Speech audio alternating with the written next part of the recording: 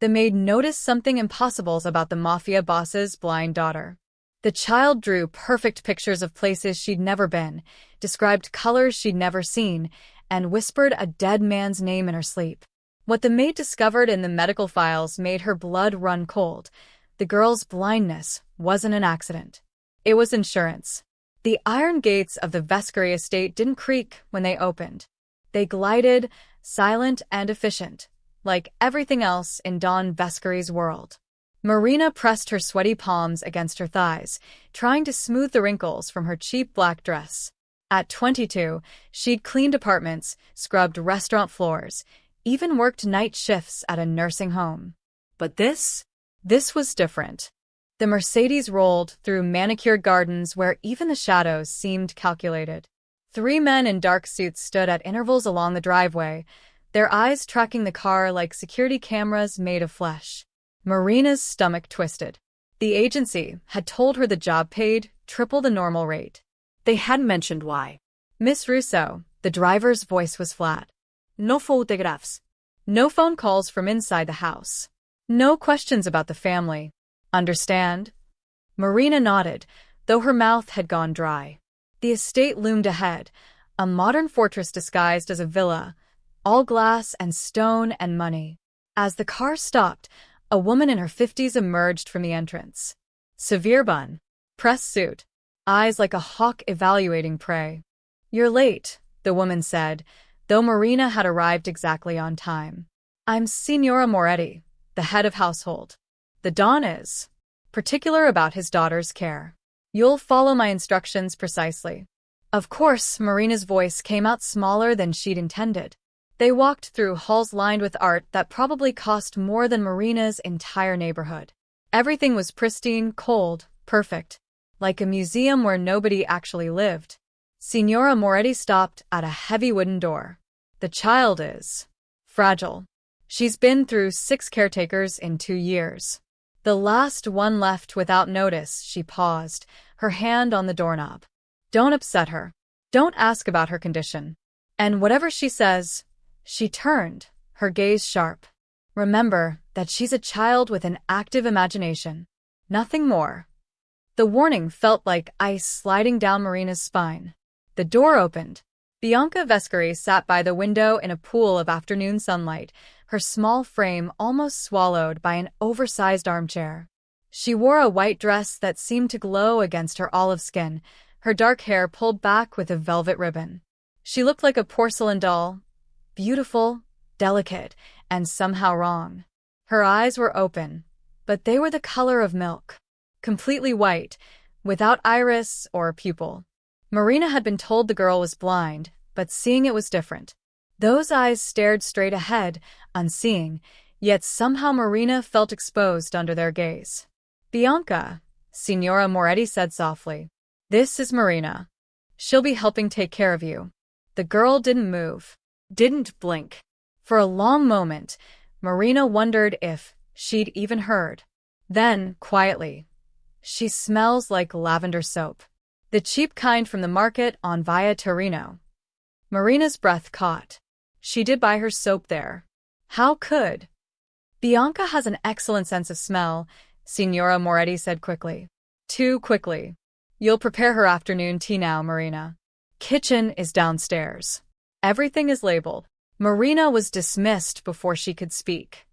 The kitchen was as immaculate as everything else. Marble counters, professional appliances, and a pantry that could feed 50 people. Marina found the tea service, hands trembling slightly as she arranged the cups. Through the window above the sink, she could see the greenhouse in the distance, its glass panels reflecting the late afternoon sun. 15 minutes later, she carried the tray upstairs. Signora Moretti had disappeared, leaving her alone with this strange child who knew too much about cheap soap. You can put it on the table beside me, Bianca said without turning her head. Not too close. I don't like the sound of porcelain scraping. Marina set the tray down carefully, studying the girl. Up close, she looked even younger than 11. Her hands were folded in her lap like a lady at a formal dinner, but there was something tense in her small shoulders. Would you like milk with your tea? Marina asked. No, just honey. 1 spoon. Marina prepared the cup and placed it in Bianca's waiting hands. The girl's fingers found the handle with perfect precision. No fumbling, no uncertainty. She sipped delicately, then set it down in exactly the same spot. The silence stretched. Marina felt like she should say something, but what did you say to a blind mafia boss's daughter in a house full of armed guards? Bianca spoke first. Do orchids bloom in the dark? Marina blinked. What? Orchids, the girl's milky eyes remained fixed on the window. Can they bloom without light? It seemed like a test, though Marina couldn't imagine why. Some species can, she said slowly. There are cave orchids in Asia that grow in complete darkness. They don't need photosynthesis. Interesting, Bianca tilted her head. I've seen them. The words hung in the air like a guillotine blade. You've seen them? Marina's voice was barely a whisper. In my dreams, Bianca's expression didn't change. They're beautiful. White petals with purple veins, growing on stone walls. There's water dripping somewhere nearby. Echo sounds. And they know my name. Marina's skin prickled.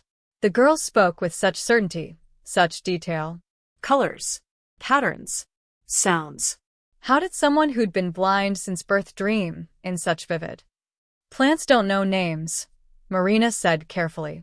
For the first time, Bianca turned her face toward Marina.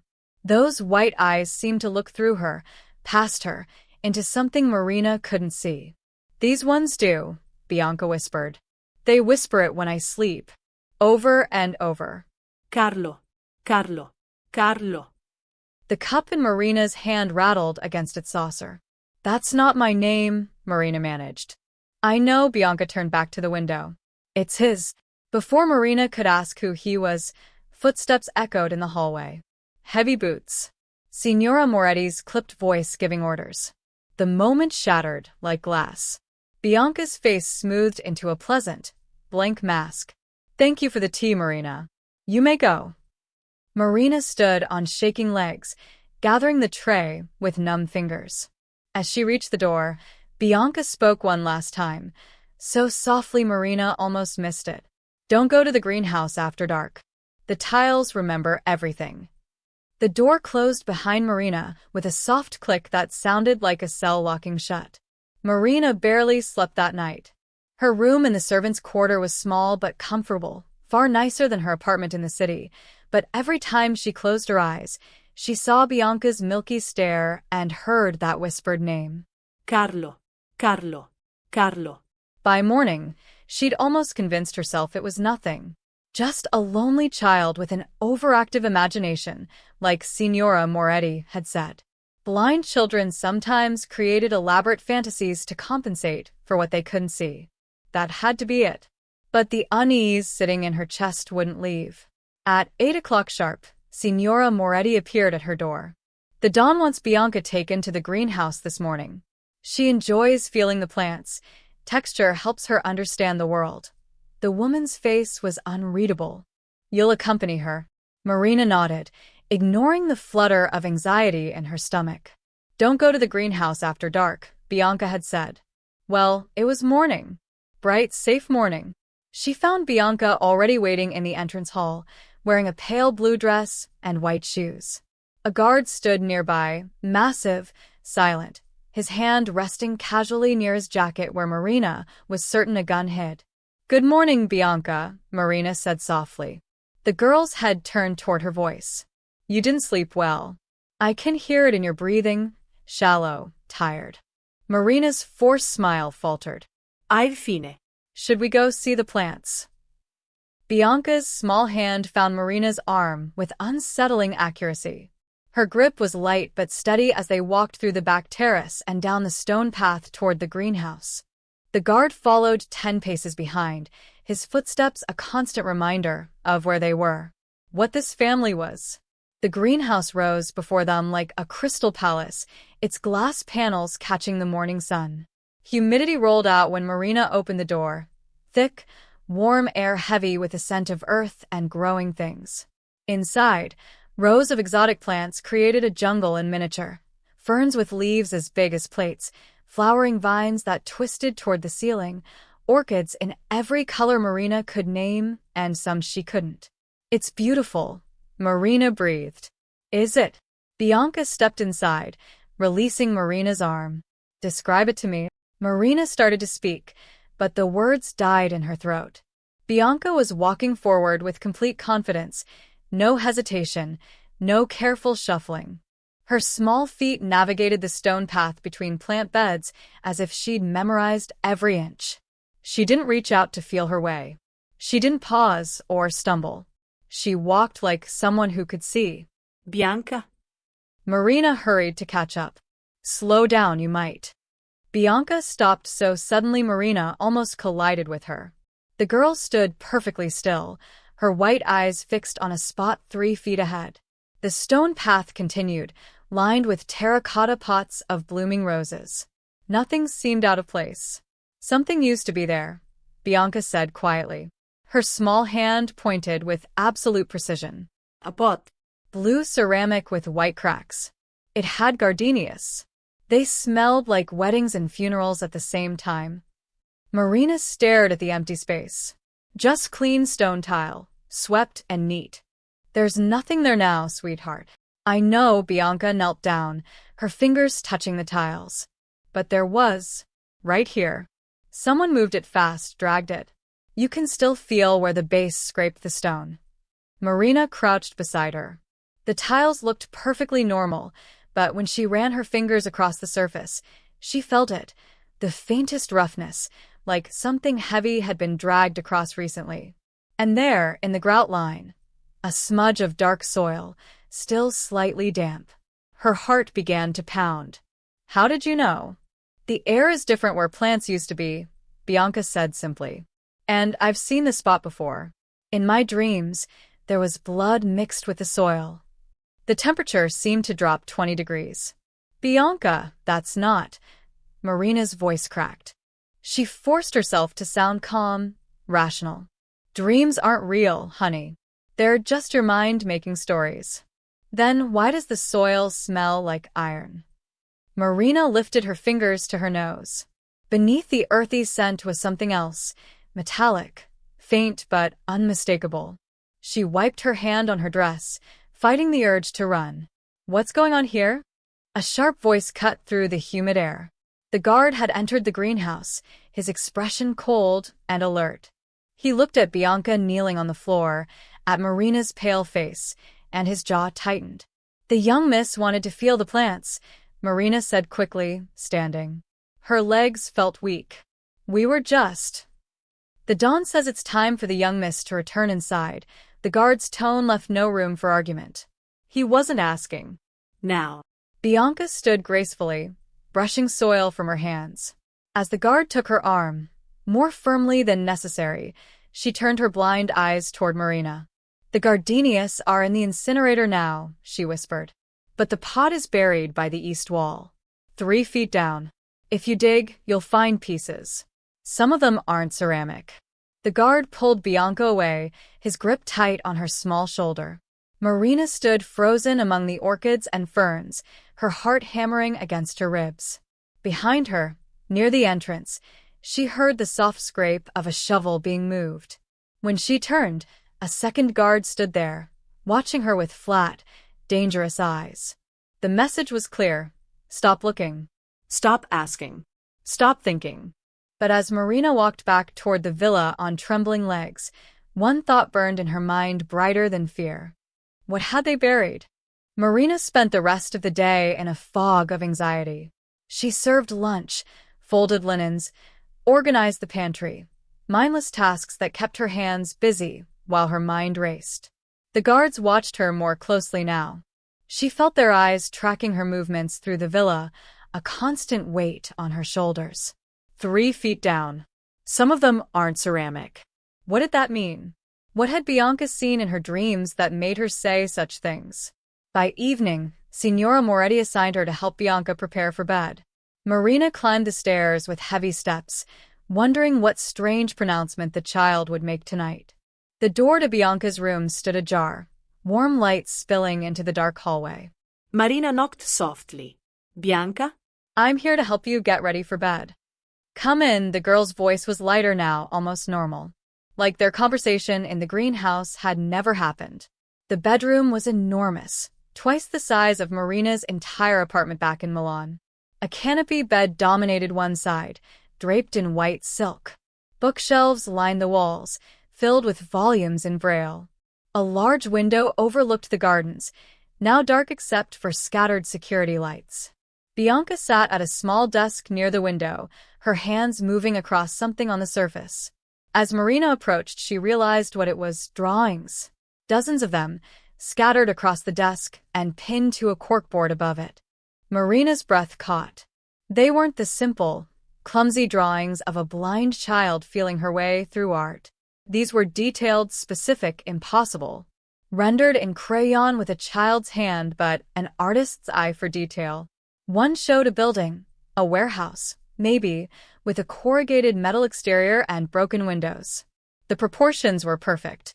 Another depicted a metal staircase, the kind of industrial fire escape you'd find in old factory districts. The crayon strokes captured the rust, the sharp angles, even the shadows. But the most disturbing drawing was pinned in the center of the board, a nighttime scene of neon lights reflecting off dark water. Pink and blue squiggles represented the neon, their reflections stretching down into black crayon that Marina understood was meant to be a canal or a river. In the corner, barely visible, was a sign. The letters were shaky but readable. Docks, Zone of 4. Did you Make these? Marina's voice came out as a whisper.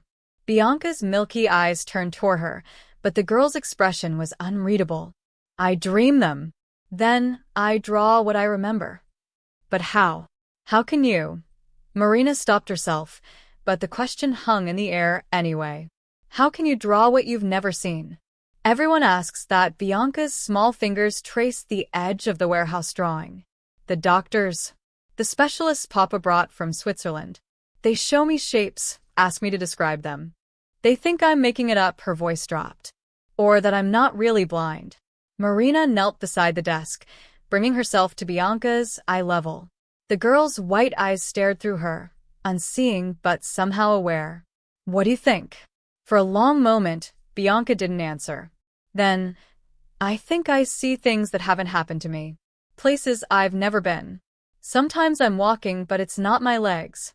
Sometimes I'm scared, but it's not my fear. She paused, her small hands folding in her lap. It's like watching someone else's memories. A chill ran down Marina's spine. What do you mean? In my dreams, I'm taller. My hands are bigger. Man's hands. And I can see. Bianca's voice was barely audible. Colors are. They're like music. That's the only way I can explain it. Red feels warm, like the sun on my face. Blue feels cool, like water. I don't know how I know, but I do. Marina looked back at the drawings, her mind spinning. The detail, the perspective, the way the neon lights reflected off water. These weren't a child's imaginings. They were too specific, too real. The warehouse, Marina said carefully, pointing to the drawing, even though Bianca couldn't see. Have you been there? No. But he has. Who? The man whose eyes I have. The words hit Marina like a physical blow. She stumbled backward, nearly knocking over the desk chair. What did you say? Bianca remained calm, her expression serene. Papa doesn't know I understand. The doctors whisper when they think I can't hear. They talk about tissue compatibility, neural integration, rejection protocols. She tilted her head. I wasn't born blind, Marina. I was made blind. After they put his eyes in me. Marina's hands were shaking. This couldn't be real. This was insane. The fantasy of a traumatized child who'd been through too many surgeries, too many doctors, too much isolation. But the drawings? Bianca, that's not possible. Eyes don't work that way. You can't just. Not the whole eye, Bianca interrupted quietly. The nerves. Optic nerve tissue from a donor. I was 6 months old. Something was wrong with mine. They were dying. Papa found a donor. Her small fingers drummed against the desk. But the donor's memories came too, trapped in the cells. And sometimes, when I sleep, I see what he saw. Marina sank into the chair, her legs unable to hold her. Who is the donor? I don't know his name. Not his full name. Bianca reached out, her hand finding one of the drawings, the one with the neon lights. But in the dreams, people call him Carlo. And in the dreams, her voice broke, just slightly. In the dreams, he's always running, always scared. And it always ends the same way. How? Bianca's white eyes glistened with tears that couldn't fall, with orchids painted on a metal wall, and the sound of my father's voice saying, "Do it." Marina didn't sleep at all that night. She lay in her narrow bed, staring at the ceiling, replaying Bianca's words over and over. Optic nerve tissue from a donor. The donor's memories came too. It sounded like something from a horror movie, not real life. Cellular memory was fringe science at best, the kind of thing conspiracy theorists and tabloids obsessed over. But those drawings, that impossible knowledge, and the name, Carlo. By 3 a.m, Marina had made a decision. If she was going to stay in this house, if she was going to care for that strange, frightened child, she needed to know the truth. Even if the truth was dangerous. She slipped out of bed and dressed in the dark, pulling on black pants and a dark sweater. The servants' wing was quiet, everyone asleep behind closed doors. Marina crept down the hallway in her socks, avoiding the floorboards she'd learned creaked during her first days here. The laundry room was on the ground floor, at the back of the villa, where the staff handled the family's endless stream of expensive clothes. Marina had been there yesterday, sorting delicates with one of the other maids. She'd noticed something then. Guards occasionally left their jackets on hooks when they came in for coffee, picking them up later when their shifts changed. One jacket still hung there now, dark fabric barely visible in the dim emergency lighting. Marina's heart hammered as she approached it. This was insane. If they caught her. Don't think about it. Just move. She reached into the first pocket. Empty. The second held a phone. She left it untouched. The third contained a leather wallet, some cash, and... Her fingers touched paper. Folded papers, actually, tucked into an inner pocket. Marina pulled them out with trembling hands and moved to the small window where moonlight filtered through. She unfolded the documents carefully, squinting at the text. The header made her blood run cold. Vescari, Bianca, medical records, confidential. Her eyes raced down the page. Medical jargon filled most of it, terms she didn't understand, but certain phrases jumped out like knives. Experimental ocular nerve replacement. Age, 6 months. Donor tissue, adult male, 40 to 45 years. Excellent compatibility. Procedure, bilateral optic nerve excision and transplantation. Complications, patient's original nerve tissue showed no signs of degradation. Decision to proceed despite low medical necessity, approved by guardian. Marina read that line 3 times, her hands shaking so badly the paper rustled. No signs of degradation. Low medical necessity. Bianca's eyes hadn't been dying. The surgery hadn't been necessary. They'd cut out a healthy 6-month-old baby's optic nerves and replaced them with someone else's. On purpose. Marina flipped to the next page, her breathing shallow and fast. More medical notes, surgical procedures, post-operative care instructions. Then, at the bottom, a section labeled donor information. Most of it was redacted, thick black lines obscuring text, but a few details had escaped the censor's marker. Donor, adult male cause of death, redacted, tissue harvested, redacted, attending physician, Dr. Comi. Even with the letters blacked out, Marina could guess. Dottore Carlo Monetti. It had to be, but that didn't make sense. If he was the attending physician, why would he also be? She turned to the last page, and her world tilted. It was a grainy photograph, black and white, paper-clipped to the medical file. It showed 2 men standing outside what looked like a courthouse. One was younger, maybe in his 40s, wearing a suit and carrying a briefcase. His face was circled in red ink. Written below in hasty script, "Witness, eliminate." The second man in the photo, partially obscured but unmistakable, was Don Vescari. Younger, but definitely him. Same sharp features, same cold eyes. And the witness, the man circled in red. Marina flipped the photo over. On the back, in faded pen, Dr. Carlo Minetti, prosecution witness, Moscali trial, 2014. The pieces slammed together in her mind with horrible clarity. Dr. Minetti hadn't performed the surgery. He'd been the donor. A witness in a Mafia trial against Don Vescori's allies, maybe against Vescori himself. They'd killed him. And then, somehow, they'd taken his optic nerves and implanted them in Don Vescori's infant daughter. But why? Why would anyone do something so monstrous? Footsteps echoed in the corridor outside. Marina's heart stopped. She shoved the papers back into the jacket pocket, her fingers clumsy with panic. The footsteps grew louder, heavy boots on tile. A guard making his rounds. She looked around frantically. The laundry room had no other exit. She was trapped.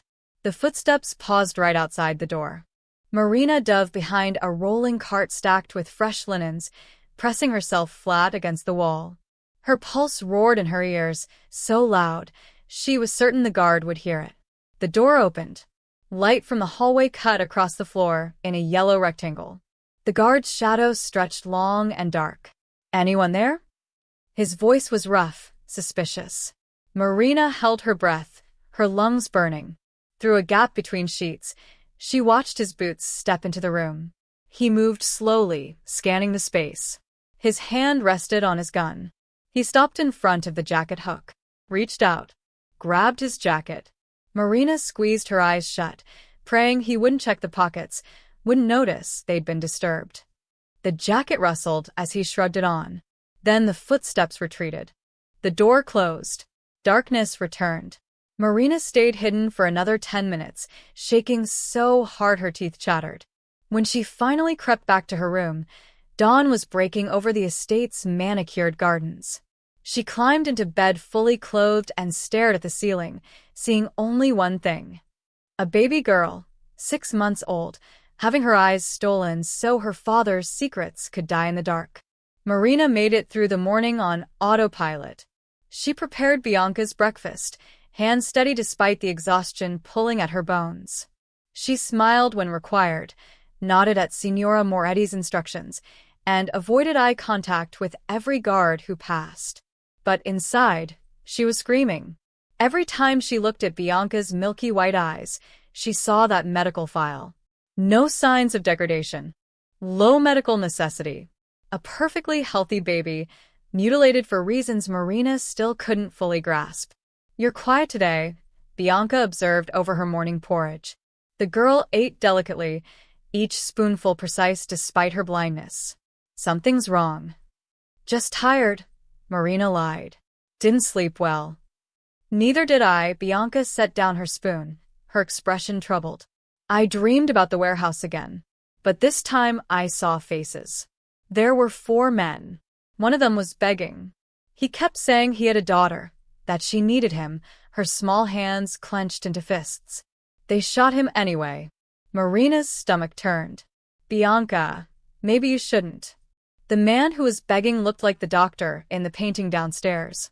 The one in Papa's study. "Do you know which one I mean?" Marina did know. She'd dusted that office twice. Among the austere furnishings and expensive art, there was one photograph on the desk, Don Vescori shaking hands with another man at some formal event. She'd assumed it was a business associate. "I know the one," Marina whispered. "That's him. That's Carlo." Bianca's voice dropped to barely audible. "That's whose eyes I have." Before Marina could respond, Signora Moretti swept into the dining room, her face pinched with tension. "Marina." "The Don wants to see you in his study." Immediately, the world seemed to tilt. Marina's mouth went dry. "Why?" "He doesn't explain himself to me, and he certainly won't explain himself to you." Signora Moretti's eyes held a warning. "Don't keep him waiting." Marina followed on numb legs, her mind racing. "He knows. Someone saw you in the laundry room. You're dead. You're dead. You're." The study was on the 2nd floor, behind double doors of dark wood. Signora Moretti knocked once, then pushed them open without waiting for an answer. The girl, Don Vescari. Leave us. The doors closed with a soft click that sounded like a coffin ceiling. Don Vescari sat behind a massive mahogany desk, his back to a window overlooking the estate. He was in his early 50s, handsome in a cold, predatory way. Silver touched his temples. His suit probably cost more than Marina earned in a year. And his eyes, dark, intelligent, completely devoid of warmth, studied her like a scientist examining an insect. Sit. He gestured to a leather chair facing the desk. Marina sat, her hands gripping the armrests to stop them from shaking. Don Vescari didn't speak immediately. He lit a cigarette with a heavy silver lighter, took a long drag, and exhaled smoke toward the ceiling. The silence stretched, deliberate and suffocating. You've been with us almost a week now, he finally said. His voice was smooth, cultured. How are you finding the position? It's fine, sir. Thank you. My daughter seems to like you. That's rare. He tapped ash into a crystal tray. She's a sensitive child. Difficult to manage. The last caretaker lasted only 3 weeks before she decided to leave. The way he said decided made Marina's skin crawl. Bianca is wonderful, Marina said carefully. She's very bright. Yes. She is. Don Vescari leaned back in his chair, studying her through the cigarette smoke. She says peculiar things sometimes. Dreams. Fantasies. I hope they haven't troubled you. Marina's heart hammered. She has an active imagination. Exactly, he smiled, but it didn't reach his eyes. Children who spend too much time alone create elaborate stories. It's natural. Harmless, he leaned forward suddenly, his gaze sharpening. As long as no one encourages these stories. As long as no one starts believing they're real. The threat was clear as broken glass. I understand, sir. Do you? He stubbed out his cigarette with deliberate force. Let me be very clear, Marina. My daughter underwent experimental medical procedures as an infant. Life-saving procedures. Complex surgeries that even the best doctors in Milan said were impossible. He stood, walking around the desk with predatory grace. There were complications. Side effects. Strange neural responses that the specialists couldn't fully explain. He stopped directly in front of her chair, looking down. Marina forced herself not to shrink back. Bianca sometimes experiences what the doctors call cellular echo patterns, false memories. Phantom sensations. Her brain creating narratives to explain stimuli it doesn't understand. His voice was perfectly calm, perfectly reasonable. None of it is real. You understand this, yes? Yes, sir. Good. He returned to his desk, pulling open a drawer. He removed a document. Marina recognized it as her employment contract and placed it on the desk between them. Your contract includes several important clauses. Confidentiality. Non disclosure. No unauthorized communication about family matters. He flipped to the last page, where Marina's signature sat in blue ink. The penalty for violating these terms is severe. Not just termination. Legal action. Criminal charges for attempted extortion, blackmail, slander. He looked up. Do you know what happens to people who try to damage my family's reputation, Marina? Marina's throat was too tight to speak. She shook her head. They disappear, he said it simply, factually, like commenting on the weather. No police investigation. No news coverage. They simply cease to exist. Do you understand what I'm telling you? Yes, sir. Excellent. He closed the contract and returned it to the drawer. You seem like a smart girl. Smart enough to recognize a good situation when you have it. This job pays well. Very well. Enough to support your mother, help with her medical bills. It would be a shame to lose that. Marina's blood turned to ice. Her mother's chemotherapy treatments, the mounting hospital debt, she'd never mentioned them to anyone here. How did he? Of course he knew. Don Vescari knew everything. My daughter needs stability, he continued. Routine. Someone who won't fill her head with nonsense about memories that aren't hers, witnesses who don't exist, orchids in warehouses. His smile was a knife wrapped in silk. You're going to be that person, aren't you? Yes, sir. Then we understand each other. He pulled out another cigarette. You may go. And Marina? Don't go snooping through things that don't concern you. Guards' jackets, for instance. Medical files. Computer records. He lit the cigarette, his eyes never leaving hers. Curiosity is dangerous in a house like this. Marina stood on trembling legs, her face burning. He knew. He'd known all along. Oh, and Marina? She paused at the door. My daughter mentioned the greenhouse tiles to you. The missing pot. He exhaled smoke slowly. That pot contained a rat. A very large rat that died in the roots. We had it removed and the plant destroyed. Nothing more sinister than vermin control. His smile was pleasant, paternal even. This estate is very old. Rats get in everywhere. Best not to go digging around looking for them. You might not like what you find. Marina fled. For 2 days, Marina kept her head down. She did exactly what was asked and nothing more. She avoided eye contact with guards, didn't ask questions, and when Bianca mentioned her dreams, Marina changed the subject quickly. Rats in the greenhouse. Cellular echo patterns. None of it is real. She repeated Don Vescari's words like a mantra, trying to make herself believe them. She needed this job. Her mother needed this job. And people who asked too many questions in the Vescari household didn't just get fired, they disappeared. But the images haunted her. That medical file. The photograph of Dr. Minetti with a red circle around his face. Witness. Eliminate. And Bianca's drawings, so detailed and specific they couldn't possibly come from a blind child's imagination. On the 3rd day, Bianca changed everything. It was late afternoon, the sun casting long shadows across the manicured lawns. Marina was in Bianca's room, organizing books on the shelves, when the girl spoke suddenly from her position by the window. I want to go outside. Walk with me. Marina hesitated. It's almost dinner time. Maybe after. Now, please. Bianca's voice was strange, tense, urgent. I need to go now. Something in her tone made Marina's skin prickle. Are you all right? I had another dream during my nap. I need to check something. Bianca stood, her small hands clenched at her sides. Please, Marina.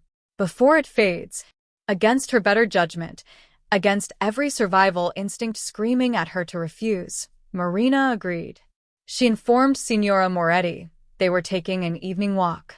The older woman frowned but nodded, gesturing to a guard who immediately fell into step behind them. They exited through the terrace. Bianca took Marina's arm, but her grip was tight, almost painful. She walked quickly, pulling Marina along the gravel path that curved around the villa's east wing. Where are we going? Marina asked quietly. The driveway. The main 1-inch. Bianca's voice was barely a whisper. Something happened there. Something bad. The guard behind them said nothing, but Marina felt his presence like a weight on her back. They reached the circular driveway where Marina had first arrived. The smooth asphalt, the perfectly trimmed hedges, the elegant fountain at its center. Nothing looked disturbed. Nothing looked wrong. Bianca stopped walking so abruptly Marina nearly tripped. The girl stood frozen, her milky eyes fixed on empty air about 20 feet ahead. Here, Bianca whispered. Right here. What are you? There was screaming here. Bianca's face had gone pale.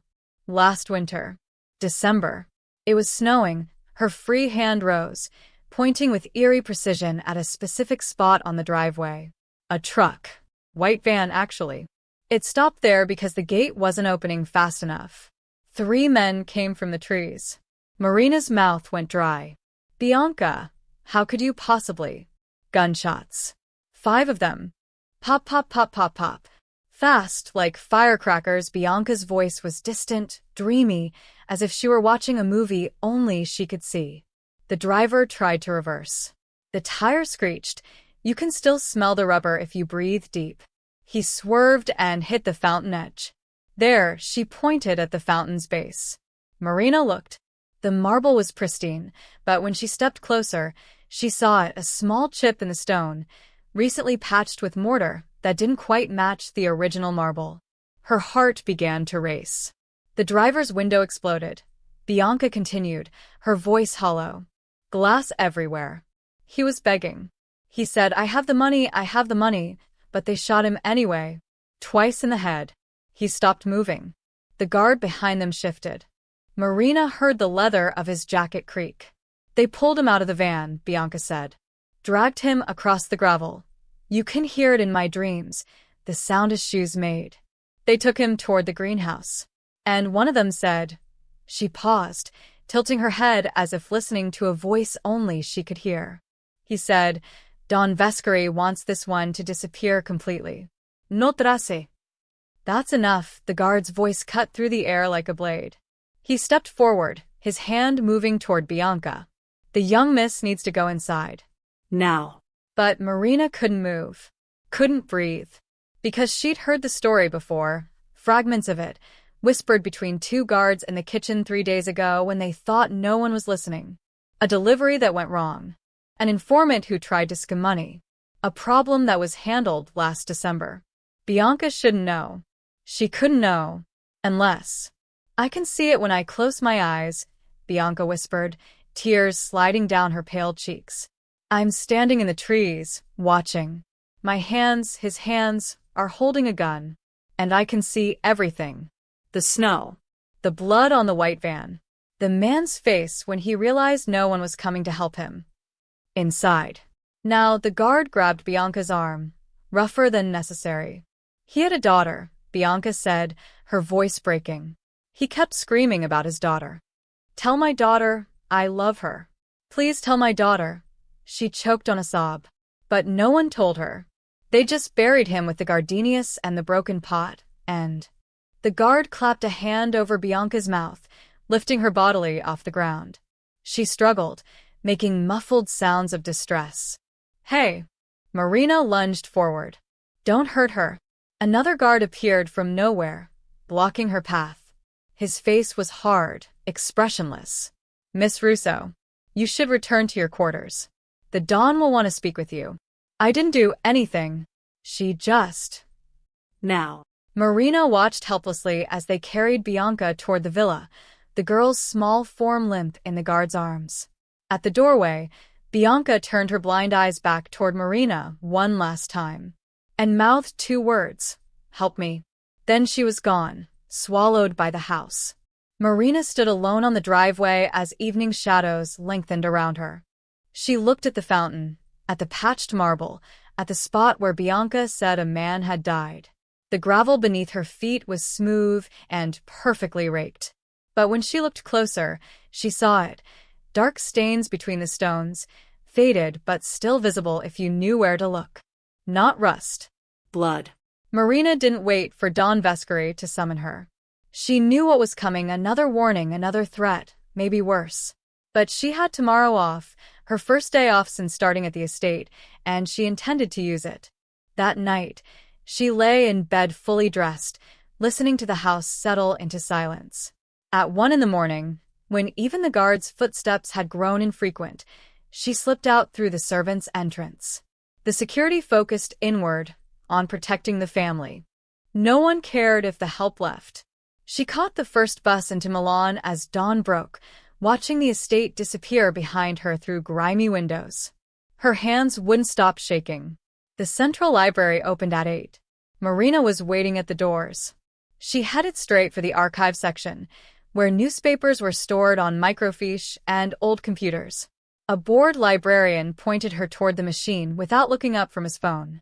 Marina started with the name, Dr. Carlo Minetti. The first search brought up dozens of results. She filtered by date, 11 years ago, around the time Bianca would have been an infant, and the list narrowed. The third result made her breath catch. Star witness in Mascali trial disappears, prosecution case in Jeopardy il Corriere della Sera, marzo 15, 2014. Marina clicked with trembling fingers. The article loaded, a grainy photograph appearing first. Dr. Carlo Minetti stared out from the screen, mid-40s, kind eyes, a slight smile. He wore a white coat and stood in what looked like a hospital corridor. He looked normal, human, real. Not just optic nerves in a blind girl's skull. Marina forced herself to read. Dr. Carlo Minetti, 43, a respected surgeon at San Rafael Hospital, has been reported missing by authorities. Dr. Manetti was scheduled to testify this week in the ongoing trial of alleged crime boss Vincent Mascali and 7 associates accused of orchestrating multiple murders between 2009 and 2013. Dr. Manetti witnessed a mass execution in an abandoned warehouse in Zona 4 in January 2013 when he was allegedly forced at gunpoint to treat a wounded gang member. According to pretrial testimony, Dr. Manetti observed the murder of 4 rival gang members by Mascali's organization. His testimony was considered crucial to the prosecution's case. With his disappearance, prosecutors fear the trial may collapse. Police are investigating but have found no signs of foul play. Dr. Manetti's car was discovered abandoned near the Milano Central train station. His apartment showed no signs of struggle. Carlo would never just leave, said Dr. Elena Ricci, a colleague. He believed in doing the right thing no matter the cost. If he's gone, something terrible has happened. Marina's vision blurred. She scrolled down, finding more articles. Mascali trial collapses after witness disappearance, March 30th, 2014. Missing doctor declared legally dead March 15th, 2021, 7 years after disappearance. Family of missing doctor holds memorial April 2nd, 2021. That article had a photo of an older woman, maybe 70, placing flowers at a memorial stone. The caption read, Anna Manetti, mother of missing surgeon, at memorial service. Marina clicked back to the original article, studying Dr. Manetti's face. Those kind eyes. That gentle smile. And in her mind, she heard Bianca's voice. I'm standing in the trees, watching. My hands are holding a gun. She searched for more. Mascali trial warehouse Zona 4. New results appeared. Zona 4 warehouse massacre detailed in court documents, January 2014. The article described in clinical detail what Dr. Manetti had witnessed. 4 men, rivals of the Mascali organization, executed in an abandoned warehouse near the canal docks. The warehouse had been used for smuggling operations. One of the victims had been shot multiple times, requiring medical attention for one of the executioners who was wounded in the crossfire. They'd forced Dr. Manetti, who'd been at a nearby clinic, to treat the wounded man. And he'd seen everything. The warehouse, since demolished, was notable for graffiti including orchid flowers spray-painted on the eastern wall, believed to be a territorial marker for a now-defunct smuggling operation. Marina's hands froze on the keyboard. Orchids. On a warehouse wall. In Zona 4. Exactly what Bianca had drawn. She scrolled frantically through more articles, piecing together the story. The Mascali trial had been huge, a major attempt to break organized crime's hold on Milan. And when their star witness vanished, the whole case fell apart. Mascali and his associates walked free on a technicality. But one name kept appearing in the periphery of articles, never directly accused but always present. Don Salvatore Vescari, identified as a business associate of the Mascali family. Marina searched, Vescari-Mascali connection. Most results were blocked or scrubbed, but one old forum post from a conspiracy theory website remained. Everyone knows Vescari ordered the hit on that doctor. Mascali's people just did the work. No body was ever found because Vescari's too smart for that. Probably fed him to pigs or dissolved him in acid. That's what these people do. They erase problems. Marina felt sick. She printed everything. Every article, every photo, every scrap of information about Dr. Carlo Manetti. The librarian gave her a strange look when she collected the stack of papers, but said nothing. On the bus back, Marina spread the pages across her lap, studying them. Dr. Manetti's face stared up at her from multiple photographs. A good man. A brave man. A man who'd tried to do the right thing and had been erased for it. And then they'd taken his eyes, the eyes that had witnessed their crimes, and implanted them in Don Vescari's infant daughter. Why? The question burned in Marina's mind. Why put the eyes of your victim into your own child? Unless. The realization hit her like ice water. Insurance. If Dr. Manetti's body was never found, If no one could prove he was dead, the case could theoretically be reopened. But if his tissue, his DNA, was inside Don Vescary's daughter, under constant medical supervision, controlled completely, any investigation would lead directly to an innocent child. Untouchable. Protected. And if that child happened to develop strange memories, phantom recollections of things she shouldn't know. Cellular echo patterns. False memories. None of it is real. The doctors would explain it away. The Don would control the narrative. The perfect crime. The perfect cover. And Bianca, sweet, frightened Bianca, was living evidence of her father's murders, trapped in her own body with memories of the man whose death had made her father untouchable. Marina clutched the papers to her chest, her heart breaking. She had to help her. Somehow. Even if it killed them both. Marina returned to the estate just before sunset, the printed articles hidden in her bag beneath a change of clothes. The guards at the gate waved her through, without interest. Just another servant returning from a day off. She went straight to her room, her mind racing with everything she'd learned. Dr. Carlo Minetti's kind face haunted her. A good man, murdered for witnessing evil. And now his memories lived on in a child who'd never asked for them, never deserved this nightmare. Marina knew what she had to do. She had to talk to Bianca. Really talk to her. Not as a caretaker following orders, but as someone who believed her. Someone who could help her understand what was happening inside her own head. But first she needed to be smart. She tucked the articles inside her mattress, hidden where a casual search wouldn't find them. Then she washed her face, changed into her uniform, and went to find dinner. Signora Moretti intercepted her in the hallway. "The young miss has been asking for you all day. She's in her room." Refused to eat lunch. The woman's expression was pinched with disapproval. Whatever happened yesterday upset her greatly. The Don is displeased. Marina's stomach tightened. "I'll go to her now. See that you calm her down. No more excitement. No more walks." Signora Moretti's eyes were hard. "Just routine. Understand?" Marina nodded and climbed the stairs, each step feeling heavier than the last. She knocked softly on Bianca's door. "It's Marina." "Come in." The voice was small, tired. Bianca sat on her bed, still wearing her day clothes, her hair uncombed. Her milky eyes were red-rimmed, as if she'd been crying. She looked impossibly small against the large bed, impossibly fragile. "Hey," Marina said softly, closing the door behind her. "I heard you didn't eat lunch." "I wasn't hungry." Bianca's hands twisted in her lap. "They were angry at me. Papa's doctor came. He gave me medicine that made me sleep, but the dreams were worse." Louder. Marina sat carefully on the edge of the bed. "What did you dream?" For a long moment, Bianca didn't answer. Then, "Do you think I'm crazy?" "No." Marina's voice was firm. "I don't think you're crazy at all. Everyone else does. The doctors, the specialists Papa brings from Switzerland and Germany. They do tests, brain scans, response measurements. They think I'm making it up for attention." A tear slid down her cheek. "But I'm not. I swear I'm not." Marina's heart ached.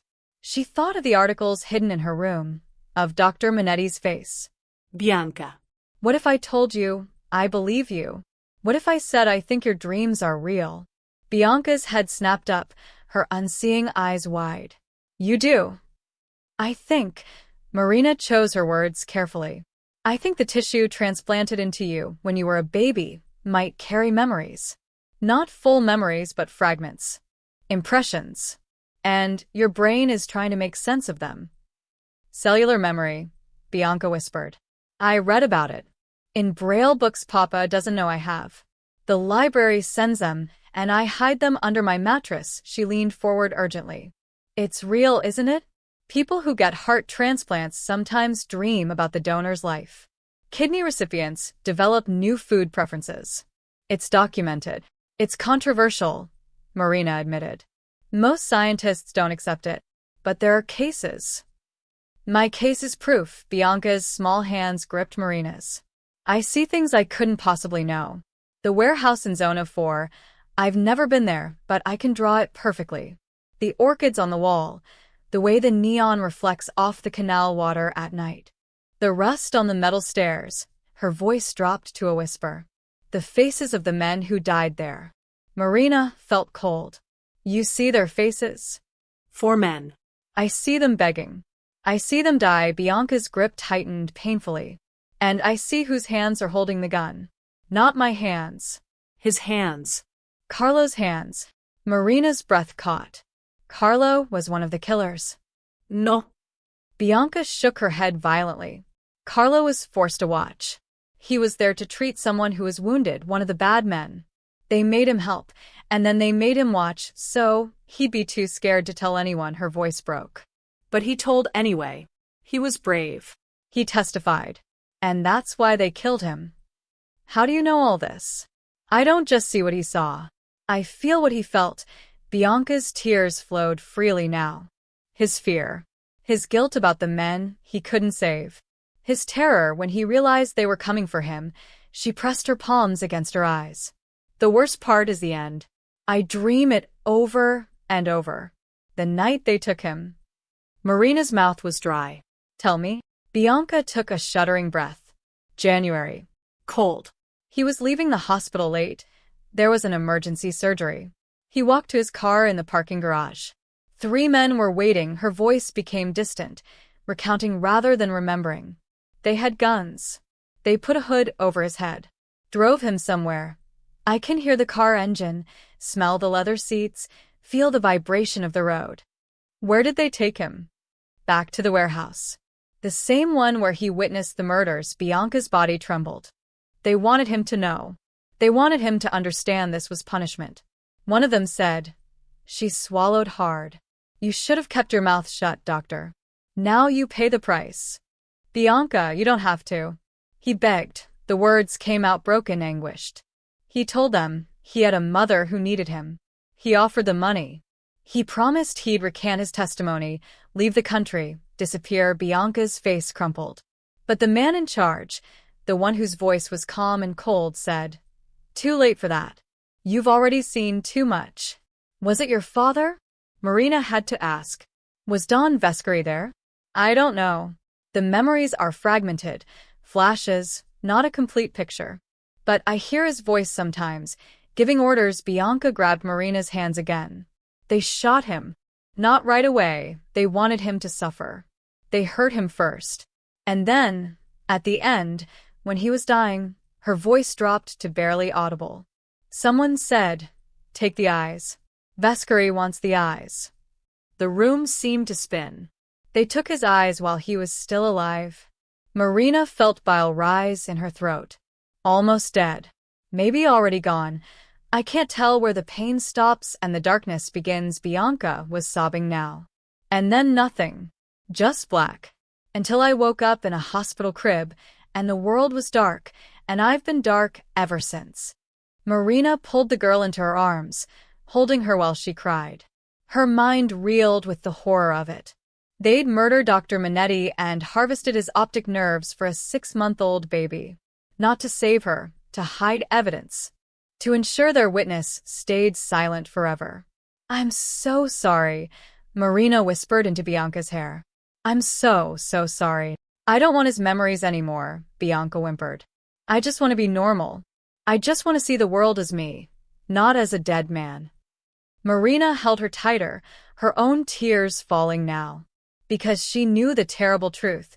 Bianca could never be normal. She was evidence.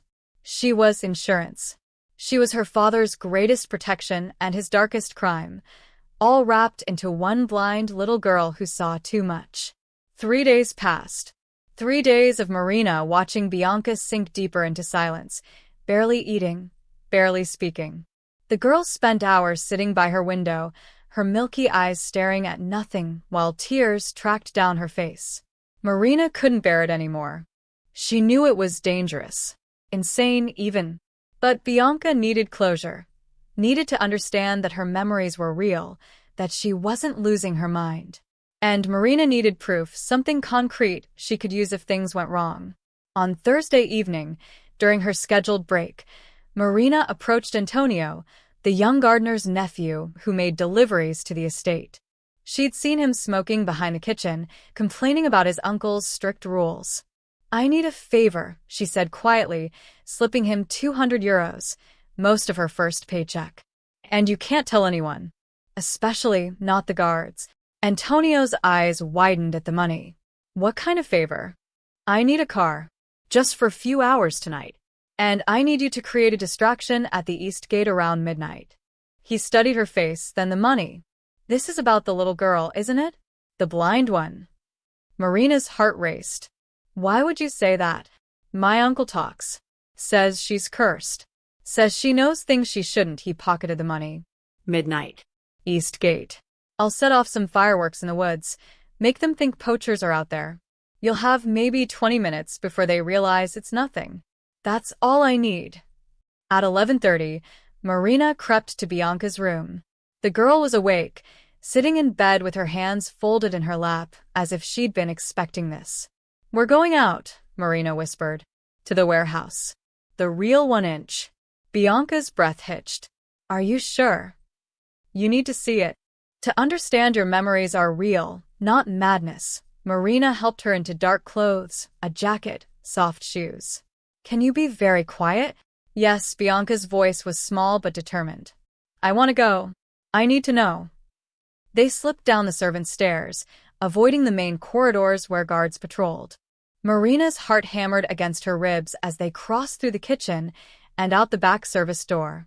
Antonio's car, an old Fiat, waited in the shadows beyond the garden wall. At midnight exactly, fireworks exploded in the eastern woods. Shouts erupted from the guardhouse. Marina grabbed Bianca's hand and ran. They made it to the car as guards rushed toward the disturbance.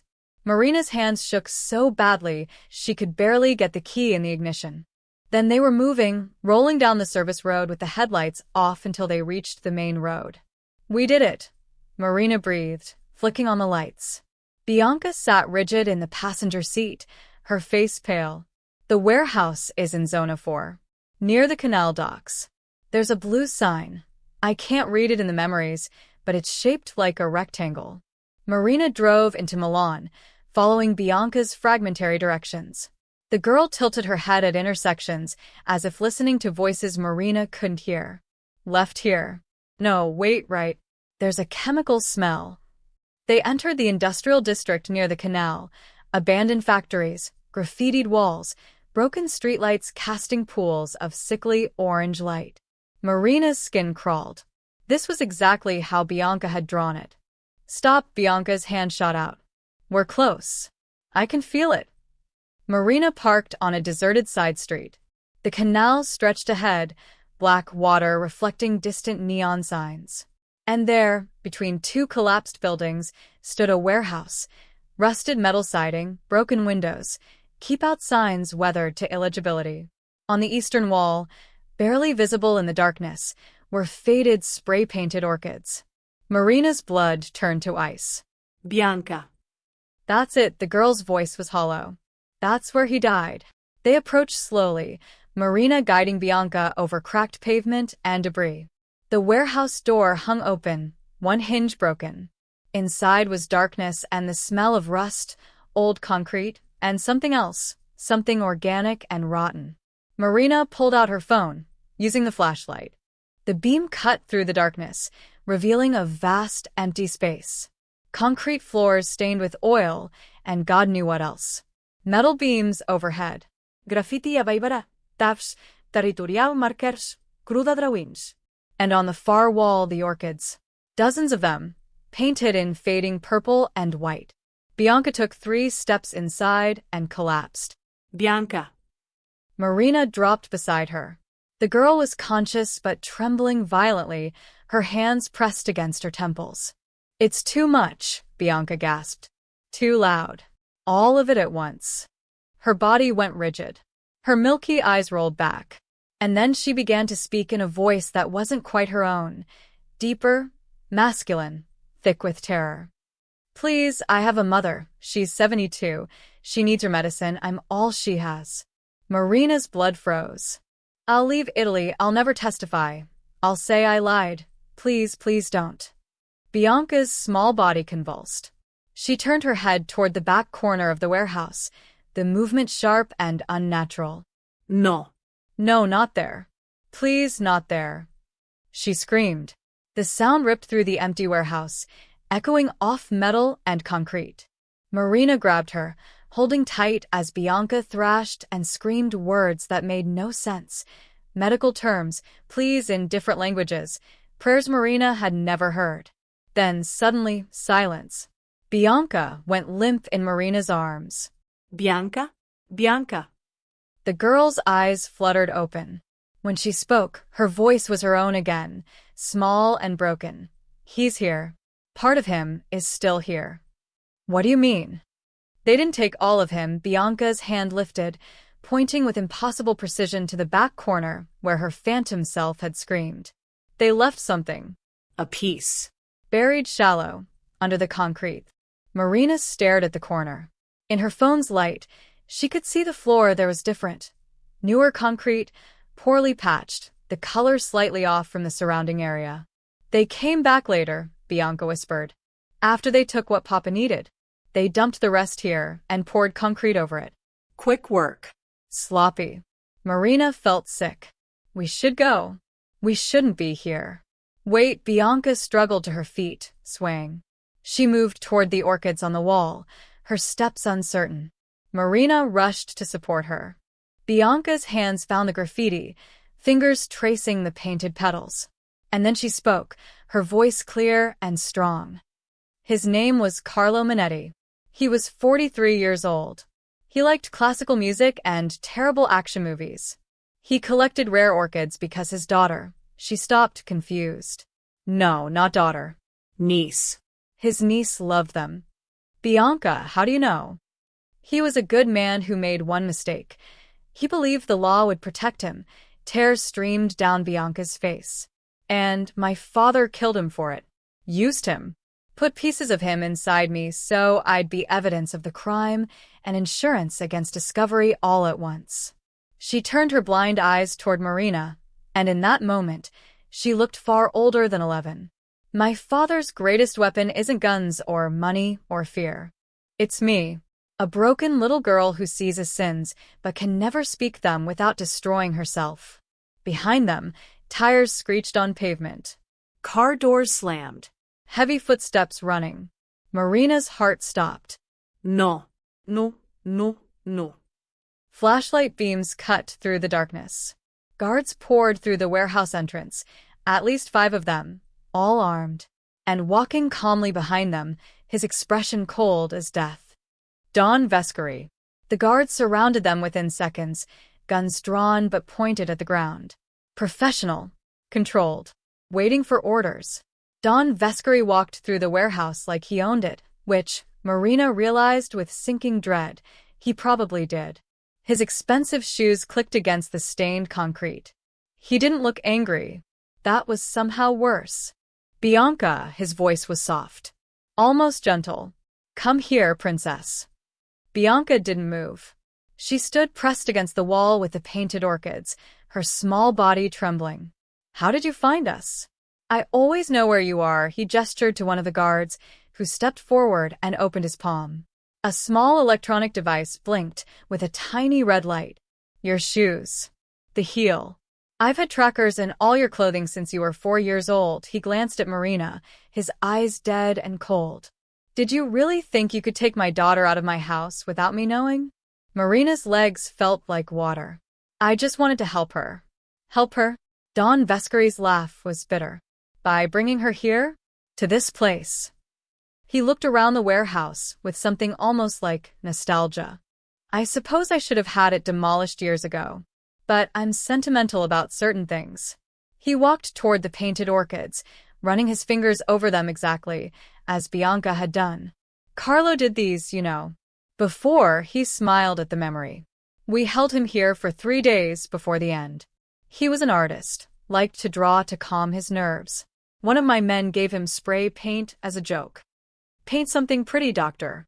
Make your tomb beautiful. Don Vescari's smile widened. He painted flowers.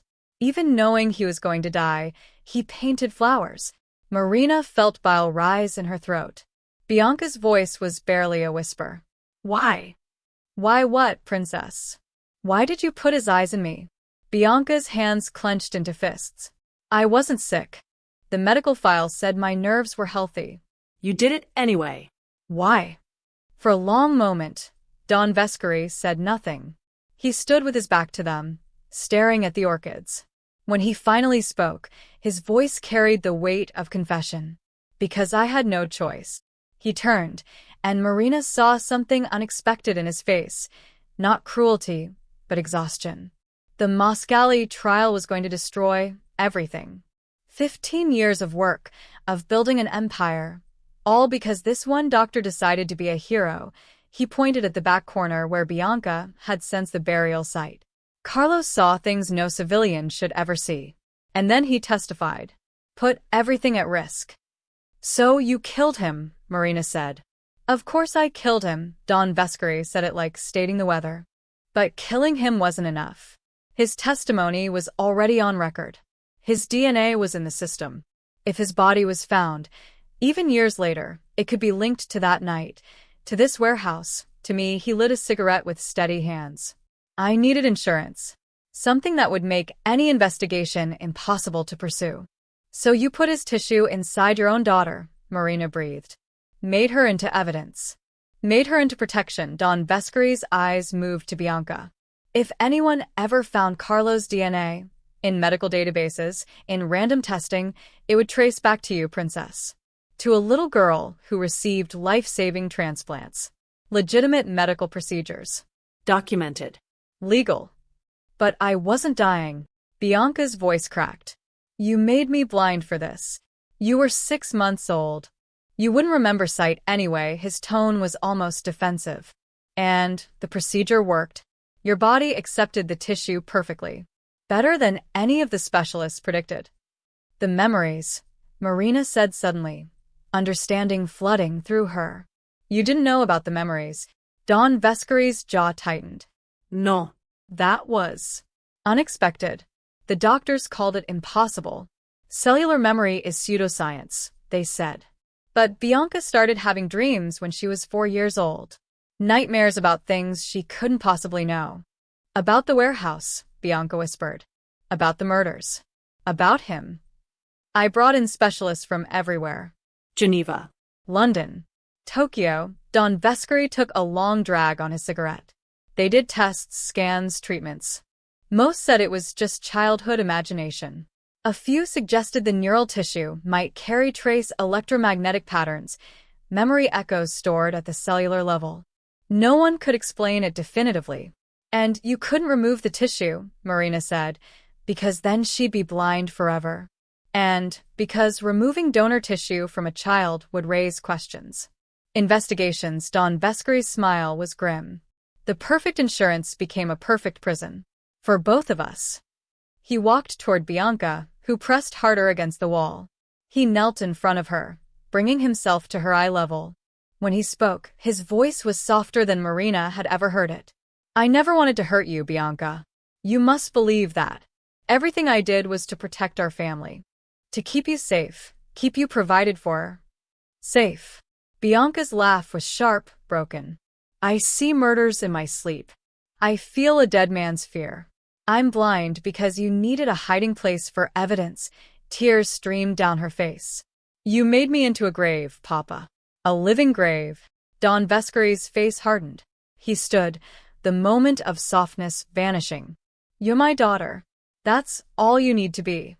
I'm Carlo Manetti's tomb, Bianca said quietly. That's what I'll always be. The silence stretched, broken only by water dripping somewhere in the darkness. Finally, Don Vescari turned to Marina. You've seen too much. Heard too much. You understand what that means. Marina's heart stopped. Please. Papa, no. Bianca lurched forward, grabbing her father's arm. Don't hurt her. She was trying to help me. Please. Don Vescari looked down at his daughter, then at Marina. For a long moment he said nothing. Marina could see him calculating, weighing options, deciding fates. Get them both in the car, he finally said to the guards. We're going home. As rough hands grabbed Marina's arms, pulling her toward the exit, She looked back at the painted orchids on the wall. In the flashlight beams, they almost looked real. Almost beautiful. A memorial to a good man, spray-painted in the place he died. And his killer's daughter, blind and haunted, carrying his memories like stones in her heart. The ride back to the estate was silent as a funeral. Marina sat in one SUV, hands zip-tied, wedged between two guards. Through the window, she watched the second vehicle following close behind, Bianca and Don Vescari inside, separated by glass and more than a decade of lies. Marina's mind raced. This is it. He's going to kill me, make me disappear like all the others. She thought of her mother, waiting for the money Marina sent home each week. Would anyone even tell her what happened to her daughter? The gates of the Vescari estate opened like the mouth of a beast. They pulled Marina from the car and marched her toward the villa. She expected to be taken to the basement, some dark room where problems were eliminated. Instead, they brought her to Don Vescari's study and shoved her into the same leather chair where she'd received her first warning. "Wait here," one guard said, positioning himself by the door. Marina waited, her heart hammering, her wrists aching from the plastic restraints. 20 minutes later, the door opened. Don Vescari entered alone, looking exhausted. He poured himself a drink, whiskey neat, and drank it in one swallow. Then he poured another and sat behind his desk. "My daughter is hysterical," he said quietly. "Threatening to hurt herself if I harm you. Screaming about justice and guilt and sins of the father." He stared at the amber liquid in his glass. "She's never defied me before. Not like this." Marina said nothing. What could she say? "You've ruined her," Don Vescari continued. "Filled her head with ideas about her memories being real, about Carlo Manetti being some kind of martyr. Before you came, she was manageable, obedient." His eyes met Marina's, cold and evaluating. "Now she's dangerous." "She was always dangerous," Marina said, surprising herself with her boldness. "You just didn't want to see it. You put a murdered man's memories inside her and hoped she'd stay quiet forever. But the truth doesn't stay buried, Don Vescari. Not even when you bury it in a child." His hand tightened on the glass. For a moment, Marina thought he might throw it at her. Instead, he set it down carefully and leaned back in his chair. "What would you have me do?" His voice was almost curious. "Confess? Turn myself in?" The statute of limitations on Manetti's murder expired years ago. And with no body, no weapon, no witnesses, there's no case. Only my daughter's nightmares, which any lawyer would dismiss as psychological trauma from childhood surgeries. "So, I'm free to go?" Marina didn't believe it for a second. "No," Don Vescari smiled without humor. "You're free to choose. I can make you disappear, cleanly, quietly. No one will ever find you. Your mother will receive a letter saying you left Italy for a job abroad. Very generous severance." He paused. "Or you stay. You continue as Bianca's caretaker. You sign new contracts with enhanced confidentiality clauses. And you help me manage my daughter's condition." "Manage her condition?" Marina's voice rose. "You mean keep her compliant? Keep her silent?" "I mean keep her alive." Don Vescari's face was suddenly fierce. "You think I'm the only threat to her? There are people, business rivals, old enemies, prosecutors who never gave up on the Mascali case, who would love to find evidence against me. If they learned what Bianca is, what she carries inside her," he shook his head, "they'd use her, interrogate her, maybe even cut her open to prove she has Carlo's DNA." Marina felt cold. She hadn't considered that. "The only way Bianca stays safe is if she stays quiet," Don Vescari said. "And the only way she stays quiet is if someone she trusts helps her accept that her memories are just neurological misfires. Meaningless static." His eyes bored into Marina's. "She trusts you. So I need you to lie to her, to protect her."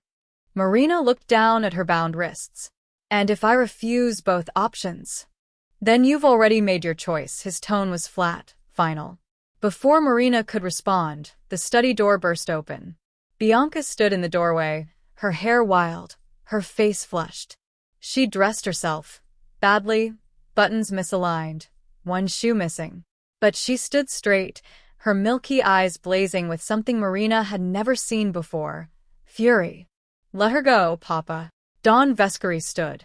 Bianca, this doesn't concern. Let her go. Bianca walked forward, her hands outstretched until they found the edge of the desk. Or I walk out that door and tell the first police officer I find everything I know. Every memory. Every detail.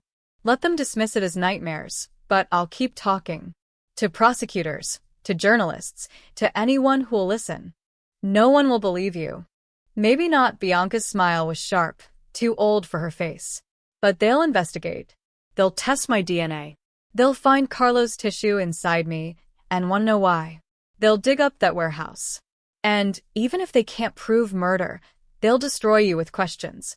The room fell silent. Don Vescari stared at his daughter, really looked at her, perhaps for the first time. Marina saw the moment he understood. The little blind girl he'd controlled for 11 years was gone. Something else stood in her place. You destroy yourself to hurt me, he said softly. I destroy myself to free myself. Bianca's voice didn't waver. I'm tired of being your insurance policy. I'm tired of being afraid. I want to live, Papa. Really live. And I can't do that as long as Marina's life is threatened, as long as the truth is buried, as long as we pretend I'm just a blind girl with nightmares. She turned her unseeing eyes toward where Marina sat. But I'm not just a blind girl. I'm Carlo Monetti's witness. The only witness who survived. And if you hurt Marina, I'll make sure everyone knows it. Don Vescari looked between his daughter and Marina. Marina watched, calculations running behind his eyes. Threats, options, outcomes. Finally, he reached across the desk and picked up a letter opener. Marina flinched, but he merely used it to cut her zip ties. Go to your room, Bianca. Not until... Marina stays. Unharmed. You have my word. His voice was weary. Now go. Please. Bianca hesitated, then nodded. As she turned to leave, she paused. I want to go to the greenhouse tomorrow. With Marina. Why? Because Carlo loved orchids. And I think, her voice softened, I think if I'm going to carry his memories, I should honor them, not hide from them. She left before he could respond. Marina rubbed her wrists, looking at Don Vescari. He suddenly looked older, the lines on his face deeper. My daughter is growing up, he said quietly. And I'm terrified of what she'll become. Good, Marina thought. You should be. The morning sun broke through clouds as Marina and Bianca walked the stone path to the greenhouse. 3 days had passed since the warehouse. 3 days of tense silence in the villa, guards watching Marina's every move, Don Vescari brooding in his study, behind closed doors. But something had shifted. Bianca moved differently now, her steps more confident. She demanded changes, new doctors, ones she approved of. Access to files about her surgeries. Permission to eat meals with the family instead of isolated in her room. And Don Vescari, incredibly, had agreed to all of it. Are you nervous? Marina asked as they approached the greenhouse's glass doors. Yes, Bianca's hand tightened on Marina's arm. But I need to do this. Carlo loved this place. I can feel it in the memories. They're softer here. Gentler. Inside, the humid air wrapped around them like a warm embrace. The orchids were in full bloom, whites and purples and pinks, their delicate petals catching the filtered sunlight. Marina had learned their names over the past days. Phalaenopsis, Cattleya, Dendrobium. Living art, each one unique. Bianca released Marina's arm and walked forward alone, her hands outstretched. She found a potted orchid, white with purple veins, the same kind she described from her dreams, and her fingers traced the petals with infinite gentleness. He had one like this in his apartment, she whispered. His niece gave it to him for his 40th birthday. He kept it by the window where it could get morning sun. Marina watched, her throat tight. Can you see it? I mean, really see it? Not exactly. But Bianca tilted her head, her milky eyes reflecting the greenhouse light. Colors are starting to come through. Not images, but sensations. The white feels cool, like silk. The purple feels warm, like music sounds. She stood there for a long moment, breathing in the orchid's faint scent. Then something remarkable happened. Her eyes flickered. Just for a second, a shadow passed across those milky surfaces, a hint of darkness, a suggestion of definition. Marina, Bianca breathed. I think I saw something. Just a flash, but... Marina's heart raced. What did you see? Light. Real light, not just the warmth I usually feel. And shapes. Blurry, but there Bianca's voice filled with wonder and terror. Is it possible? Could the nerves be healing? I don't know. We'd need to. The doctor said it was impossible. Bianca turned toward Marina's voice, and again, that flicker crossed her eyes. They said the donor tissue was too old, too damaged. That I'd be blind forever. Maybe they were wrong. Marina knelt beside her. Or maybe your brain is finally learning to interpret the signals. Neuroplasticity, the brain rewiring itself.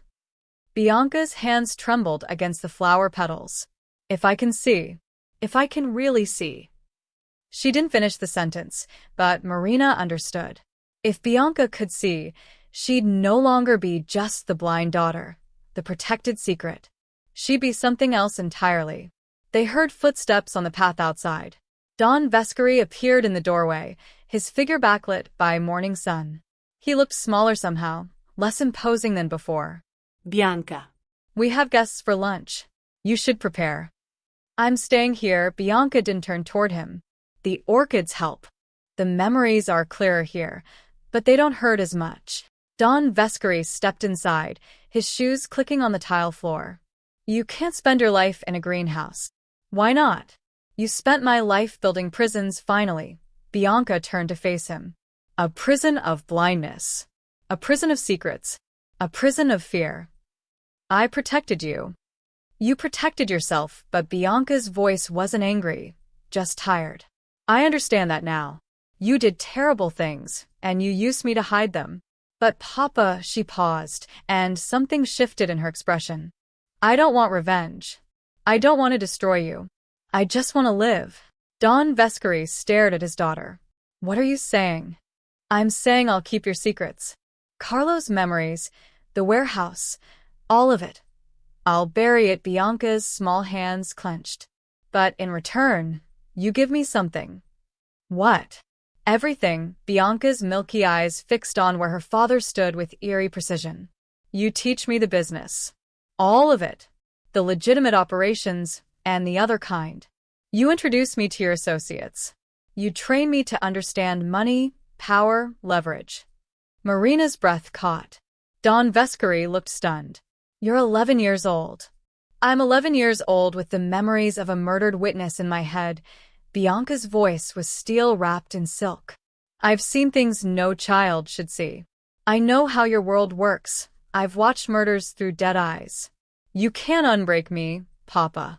But you can use what you've made me into. Use you how? Your enemies think I'm weak. Blind, fragile, sheltered. A smile played at Bianca's lips. Let them keep thinking that. But behind closed doors you teach me. And when I'm older, when I'm ready, she stepped forward, and again that flicker passed through her eyes. I'll be your greatest weapon. Not because I'm blind, but because I see more than anyone. The greenhouse fell silent except for the soft drip of the irrigation system. Don Vescari studied his daughter with something between horror and admiration. You're serious. Completely. Bianca reached up, touching her father's face, finding it with that uncanny accuracy she possessed. You made me into evidence of your crimes. Let me become the guardian of your legacy instead. I'll protect what you've built. And maybe, someday, I'll make it into something better. Better, Don Vescari repeated softly. Legitimate. Clean. Legal. Bianca's hand dropped.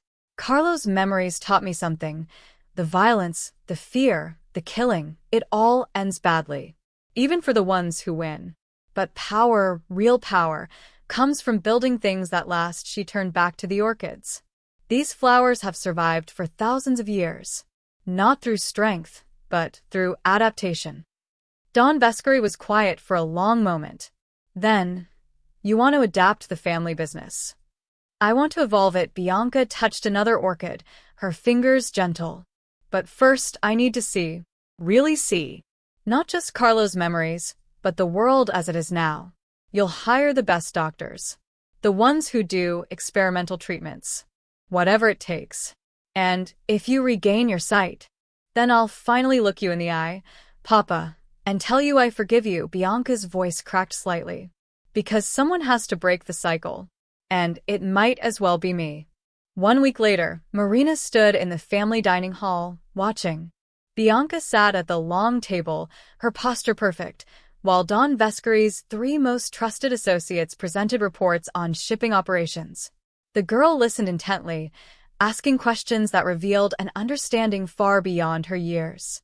The men shifted uncomfortably and used to explaining themselves to a child. But they answered, because Don Vescari had made it clear his daughter was to be trained, educated, prepared.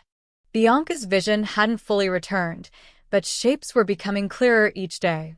She could navigate rooms without assistance now, could distinguish light from shadow, could recognize faces as blurred forms.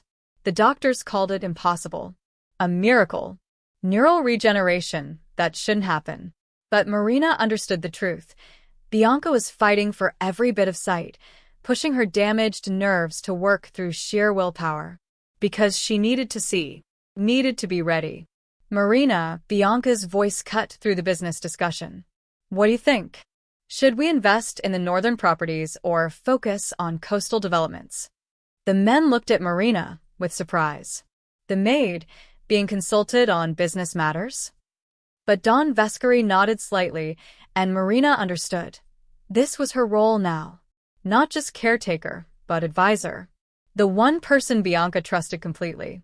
Coastal, Marina said carefully. Climate change will make coastal real estate increasingly valuable, but ensure flood insurance and build on elevated land. Bianca smiled. Exactly what I was thinking. See, Papa? Marina understands long-term planning. Don Vescari watched from the head of the table, his expression unreadable. His greatest weapon, he'd once said, wouldn't be soldiers. He'd been more right than he knew. As the meeting concluded and the men filed out, Bianca remained seated, her fingers tracing patterns on the polished wood. Don Vescari approached, placing a hand on her shoulder. You're remarkable, he said quietly. Terrifying, but remarkable. I learned from the best. Bianca turned her face up toward his, and in the afternoon light, Marina could see color returning to those once milky eyes, hints of brown, flecks of gold. Or maybe from the worst. I'm still deciding which you are. Don Vescari laughed, a sound Marina had never heard from him, genuine if bitter. When you figure it out, let me know. As he left, Bianca turned toward where Marina stood by the window. Do you think I'm doing the right thing? Using what he made me into? Marina thought of the warehouse, the painted orchids, Dr. Carlo Manetti's kind face in old photographs. I think you're surviving. And maybe, in time, you'll transform something rotten into something that actually blooms. Bianca stood, walking toward the window without assistance. She pressed her hands against the glass, looking out at the estate gardens. I can almost see them, she whispered. The roses. Just red blurs, but I know they're roses. What will you do, Marina asked, when you can see everything? Bianca was quiet for a long moment. Then, I'll look at the world my father built. Really look at it. And then I'll decide what to keep and what to burn down. She smiled, and in that smile Marina saw the future. Not the blind child she'd met months ago, but something new. Something dangerous and brilliant and strange. A girl who carried a murdered man's eyes and refused to be blinded by them. A daughter of darkness, learning to bloom in the light. And maybe, just maybe, a woman who would one day transform an empire of death into something that deserved to live. Outside, the orchids in the greenhouse swayed in the breeze, their petals catching the sun. Silent witnesses to impossible survival. Just like the girl who saw through borrowed eyes and learned to see herself. The end.